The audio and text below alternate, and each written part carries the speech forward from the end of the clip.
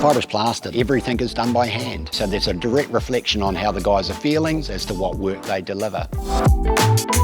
By joining NZ Made and putting out there that our products are made in New Zealand, we will get people in here from time to time and going, oh, so you make it all in here. I mean, fibrous plaster lends itself to a high level of architectural design.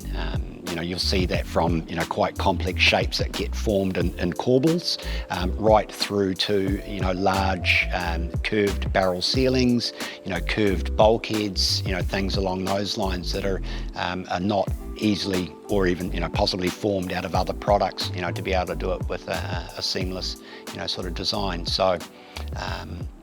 Fibrous plaster is very good, at being able to form shapes and things along those lines. And this can create quite an ornate look, can't it? I was looking on your website, and some of the projects included the Langham Hotel, Auckland Art Gallery, Auckland Museum, the Supreme Court in Wellington. So this gives it a really unique kind of traditional feel. Are there other projects that you've been working on recently that you've been really proud to be part of? Lots, yeah. Sylvia Park has been a big focus for us over the last 18 months, where they've, they have had a focus on quality. So a lot of void bulkheads and bulkheads running through the new upper level that they've put on. There again, it's, long runs of a seamless bulkhead finish. And I think they've been very happy with what we've been able to deliver for them. It'll handle a high level of lighting, so it tends not show imperfections as quickly under those sort of situations. So we've certainly been able to deliver on that front. There's been a lot of high-end residential projects that we've worked on. They are wonderful projects to work on, where you're getting to deal with clients that have a really high focus on quality, and you get to work with lots of great tradespeople right the way throughout and watch them create their stuff. So it's just brilliant to be part of that process. And the architects are of a good calibre, and everybody's doing things that they love, so it's a lot of fun. And those are the houses that you would probably expect to see on like a grand designs program, where a lot of investment's gone into it looking a particular way for the owner. Occasionally, but generally not. We have, I've worked with architects that have done projects on grand designs. But I mean, look, in all honesty, we'll go from one end to the other. State houses were full of fibrous plaster back when they built. Yeah, absolutely. So, that's when the government had to focus on, on value over time. And they knew that, we were building things, and we were, they were going to be here for a long period. So all the ceiling linings were fibrous plaster, all the cornice mouldings were fibrous plaster.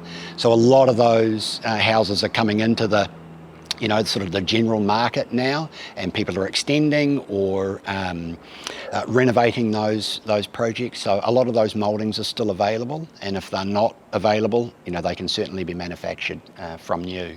Do you do the installation as well, or is that contracted out around New Zealand? So I run an installation company, and I have a team of guys that they're all fibrous plasterers, and that's our primary focus, is installing fibrous plaster products. What's the hard part with installation? Like, what's the part that, when you look at it, you think, oh, I'm not sure if that's going to fit or stick or look the right way? Like, what is the hard part when you're doing the installation? Maintaining the quality, probably, over a long period of time. It's, it's something that we're very passionate about, but everything is done by hand. So there's a direct reflection on how the guys are feeling, and how they are in themselves as to what work they deliver. So, that's our clients' biggest focus, and it has to be ours. You're working in a live environment with lots of different trades, and at the end of the day, we're what you see. So it has to be right. Excellent. Thank you, Shaun, for your time, for being part of the by New Zealand Made road trip we're doing and sharing original Kiwi stories. Lovely, thank you.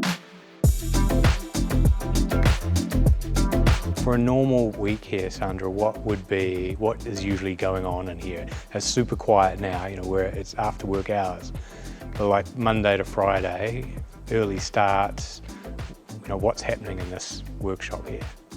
What's happening, obviously they have a 7:30 start, the boys get into production. There's five guys here that we've got one who, Warren, our factory manager, he obviously oversees everything, customers coming in. Another guy, P, he is what we call our specials man, so anything that's special, that's not come out of a stock standard mould, he's the one down there creating, that particular running a mould on the bench because somebody hasn't got that bit of cornice. That's his job. And then one other's making some cornice, so he's on the cornice. Somebody could be making pattern sheet. That's another good thing. Have you heard of bungalow pattern sheet? Is that in the ceilings? Yeah, in the ceiling, sorry. And is that something that looks like it mimics the pressed tin look, or was it actually an original look with plaster? Actually, I believe one of them it's a pattern called Muranese, and that was actually taken off a sheet of glass when it originated from. You will find that you'll be able to get glass that had that Muranese shape. Yeah, and then they've got another guy who makes tiles. That's another suspended ceiling tiles for the commercial sector. That's your, or panels, we call them. And then another one doing fire surrounds. Another one can be packaging up, because as I said, we do send product around the country, so. What's involved in actually making it? Like, what's the raw ingredient that then ends up being the finished plastered cornice or domes? Talk me through what that making process involves. Well, all it involves is plaster, just your stock standard plaster, some water, and what we call fiberglass rovings, which get all chopped up. Plaster and water gets mixed up, and then the boys can slap that onto some of it onto like a cornice mould or a centres mould or whatever, and then they got a machine that puts the fiberglass rovings all on top, then some more plaster. And it's that the fiberglass gives it the strength? Strength, yes. And is that done does it have to be layered and then dry, and layered and dry, or is it all done at once, filled in? It's all done at once, how they make it, and then they just put that sets they leave it in the mould for, I don't know, 15 minutes, and then they can get it out, and it's set, it's set, but it's not dry. And then we have a dryer where it all goes into, and we dry just once a week. So we make sure we fill the dryer up, and then, So the dryer gets it to its finished, does it finally set it permanently, then it can be shipped out to be installed? Yeah, it can. Yeah, it just needs that dry. Now, you know far more about Plastercraft than I certainly know in my very short space of time speaking with you today. What got you into the plaster work to start with? How did you get into the business? Well, originally, and the reason being, I suppose, because I was born into it. My parents owned a fibrous plastering company down in the Waikato. Through being involved with fibrous plaster around there, that is how I met my husband, who owned Plastercraft many, many, many years ago, I can tell you that. So yes, that's how I got involved. And then, of course, through times, about 20 years ago, when my kids were a little bit older, it's about time I came in and started working, doing the accounts and the bookwork, and so I became like the office administrator, and I've been doing that ever since. And just a little bit unfortunate, my husband passed away last year in July. He had health issues which Yeah, it prevented him from coming back up to, because we live in Hamilton, coming up to Auckland since the lockdown back in March. And then over that time, yeah, he died in July. And so I took over the full running side of Plastercraft. And I've said, I mean, I'm very passionate about Plastercraft and what we're doing. That's when you're in it as a partnership, it's you both complement each other, and even though you've been in the business for so long, there's a gap because you know that your husband was so good at certain areas. Yeah.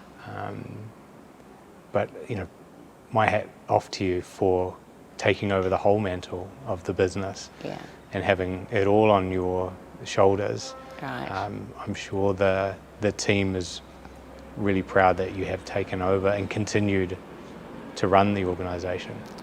I think so too. If I can actually plug my own hat, and you've heard that say, behind every good man. It's true. In many family businesses in New Zealand, and there are there are over 500,000 businesses.